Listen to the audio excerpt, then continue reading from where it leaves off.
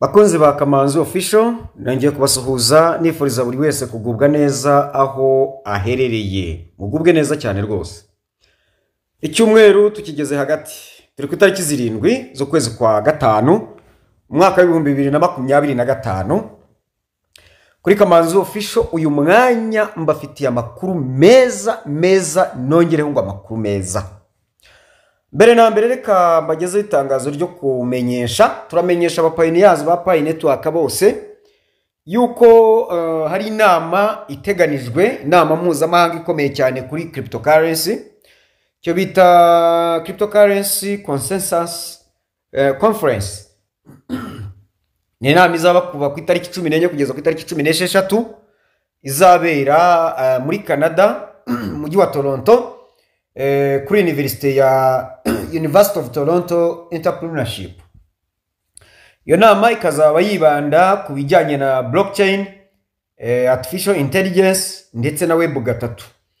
Izitabirwa n'abantu barenga 15,000 barimo barebana n'inganda zijyanye n'amakuru mu by'imari mu ikoranabuhanga, abakora za softwares developers ndetse n'abandi bafite aho bahuriye ubwo n'inzobere n'impuguke mu bijyanye n'ibyo ngibyo. Hanyuma mu baterankunga b'iyo nama Pi Network nayo ikaba yiyongereye ku rutonde, kandi bikaba biteganijwe ko Dr. Nicolas azahafatira ijambo cyangwa se azahabwa ijambo. Ryari itangazo ryo kumenyesha. Inkuru nyamukuru rero y'uyu munsi ni iyi. Nakasa mutwe. Uyu munsi turabaha amakuru nayo reka nyita itangazo. Ni amatangazo abiri akomeye cyane. Uyu munsi ni amatangazo gusa. Tangazo ryo ariko ubwo ntabaye amatangazo 3D. Ubwo ni amatangazo abiri ntushoje rimwe, reka mbigira amatangazo byose kwanza. Ni ukuvuga ngo itangazo rya mbere ni rya kabiri, ni itangazo ryerekeye irya kabiri n'irya gatatu ni amatangazo yerekeranye na Ruby ndetse na Pi Bridge. Mbere na mbere reka tubanze tubabwire Pi Bridge icyo ari cyo.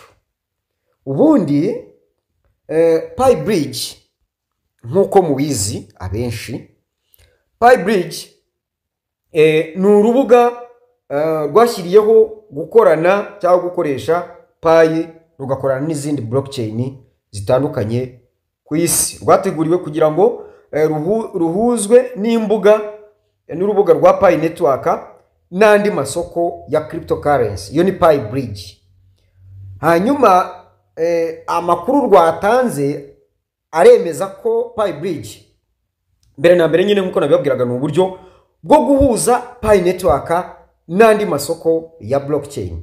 Hanyuma rukora mu buryo bwo kunoza gukemura ibibazo by'itumanaho hagati y'udushya n'andi makuru asanzwe, rukabikora mu izina rya Pi Network.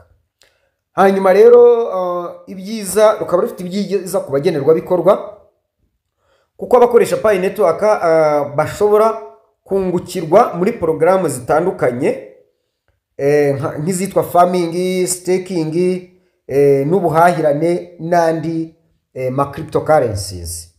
Hanyuma rero hakabamo no guhanga udushya. Iyi mikorere ifasha gukorera hamwe hagati y'ibikorwa bitandukanye bitagira umupaka, igatanga umutekano no kugira ibyiza bindi bigaragara. Mu ncamake Pi Bridge igamije kuzamura ubwiyunge n'ubufatanye muri system y'ibiciro by'ikoranabuhanga.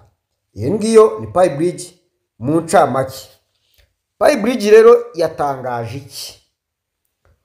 Mu by'ukuri ifite ubutumwa bw'uko irimo kubwira abantu ko hagiye gutangira ibikorwa bijyanye no gushyira ku isoko Ruby cyangwa se bita Ruby block cyangwa se amafaranga ya Ruby.